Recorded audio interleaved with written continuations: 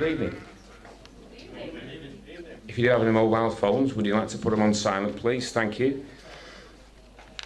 Right, a massive welcome back to David Trimble with Life After Life and Near-Death Experiences. David is the organiser of the northern branch of the Aetherius Society, and tonight's subject is death, just as certain as the life we lead and taxes. What might be our purpose in life and what's next? It could be interesting, or it could be nothing. Past and future lives may exist, other dimensions, heaven, hell, not personally sure at all, to be honest. So let's dig a little deeper. Please welcome David Trimble. Thank you very much, Rob. That'd be in front of the microphone. Thank you very much, Rob. You've stolen my best line already. Yeah. Ladies and gentlemen, thank you very much indeed for inviting me back to speak here. The last time I was here, I think it was June last year, I was talking about contacts with the gods from space. We have a few copies of the book over on the table over there. And I've been introduced by Rob as the organiser of the Northern UK branch of the Aetherius Society. The Aetherius Society was founded in 1955 by Dr. George King, who was a Western master of yoga, and I gave a lot of detail about him when I was here last time, and could give more later on today if need be. Suffice to say that for over 40 years, he brought through transmissions from higher beings, which are absolutely fascinating. They were all recorded. And the reason I put the picture up on the screen is that that was the recording studio. So every word that came through when he was in a highly advanced yogic somatic trance was recorded. So unlike, I think I can safely say, unlike any other religion who didn't have tape recorders or anything else around in those days, everything that came through we have verbatim, and we have a lot of this now transferred from tape onto disc. So he was born in 1919, and this year we're celebrating the centenary of his birth, and in August this year will be a biography of him, and I encourage everybody that comes across the society to read it. I think you'll be absolutely shattered by what you see. So the society is a not-for-profit organisation. We're based near Barnsley. Our headquarters in the UK is in London. We have another in America, in Los Angeles, and we have branches and groups all over the world in all the countries and all the continents. Having said that, we're quite small because what we do is somewhat unusual.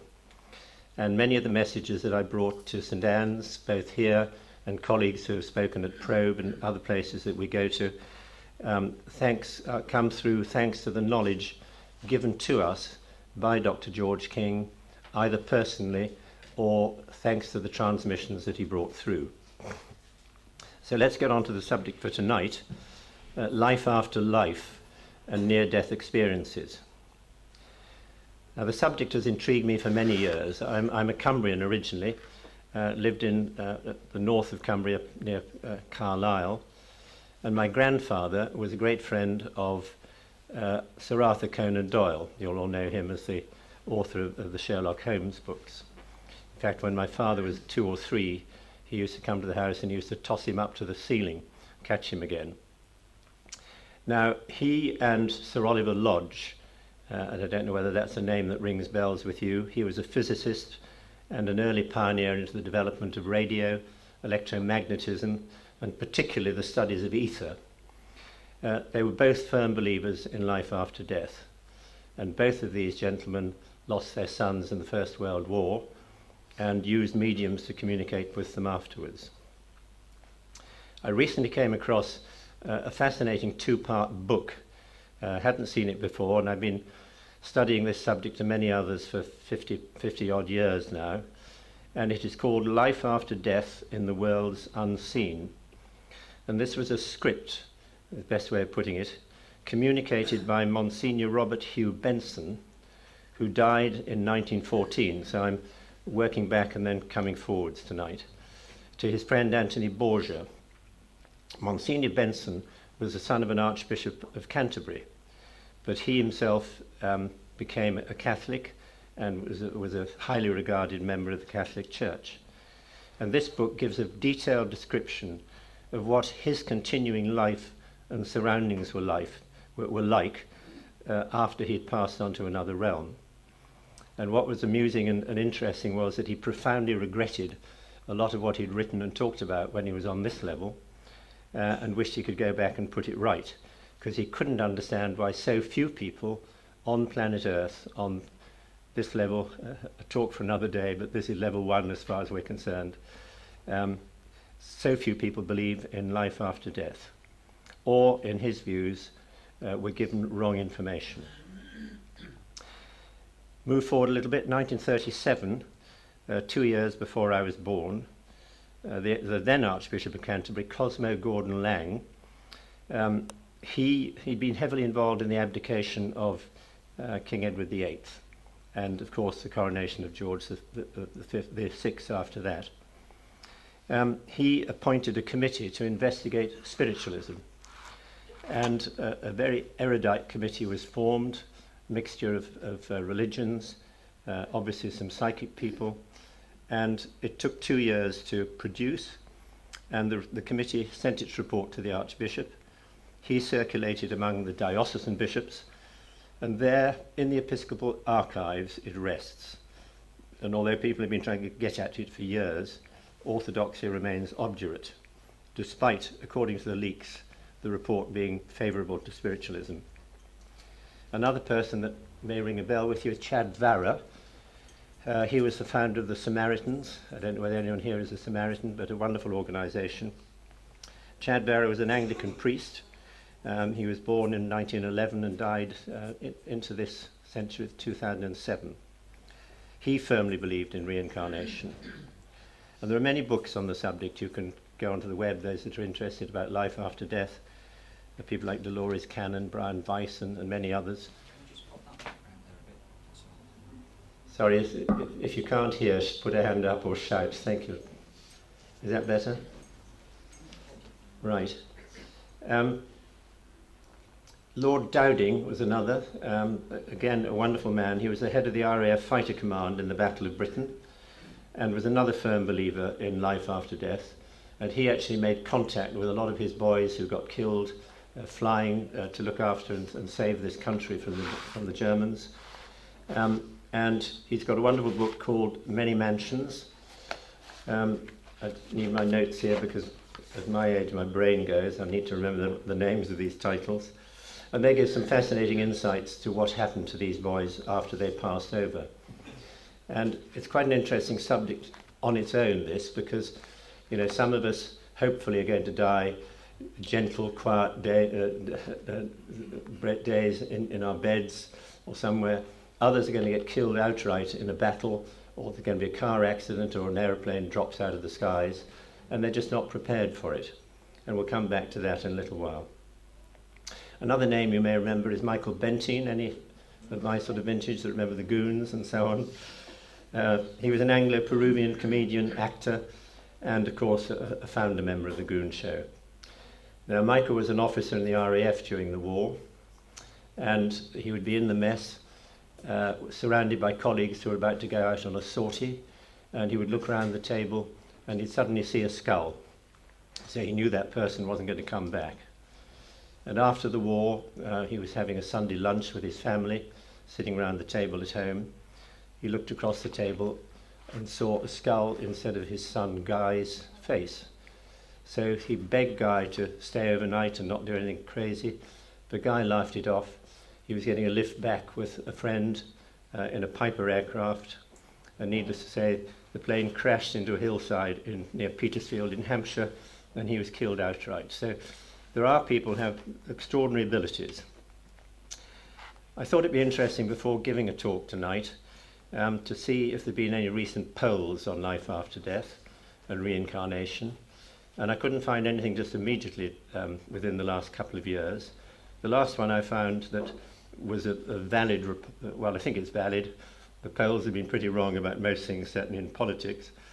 But the Institute of Social Research, which you probably know as Ipsos, they found in March 2016 that more than 50% of the world population believed in reincarnation.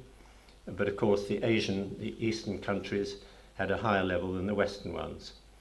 But then just a little bit further back in 2009, the Daily Telegraph came up with a figure of 53% in the UK, so that's a pretty high number. And of those, the same people interviewed, 55% believed in heaven and 70% believed in a soul. Now I wonder how many of you know the lovely story of the 8 blindfolded boys that Sri Ramakrishna gave. Anyone heard of that? He had these 8 boys, he blindfolded them all, and he took each one in turn into an elephant. And he would get them to touch a particular part of the elephant. And when they came out, he asked them to describe what they'd seen, but in fact what they'd felt. And one would say, a wall. Well, that was obviously the flank of the elephant. One would say a rope, that was the tail. Another said a serpent. Another said a pillow. And if you know some of these Eastern pillows, they're rather hard, square things, but that was actually the elephant's foot. Another one said a tree, another said a spear, another said a pillar, another said a fan, which was the ear, you can imagine.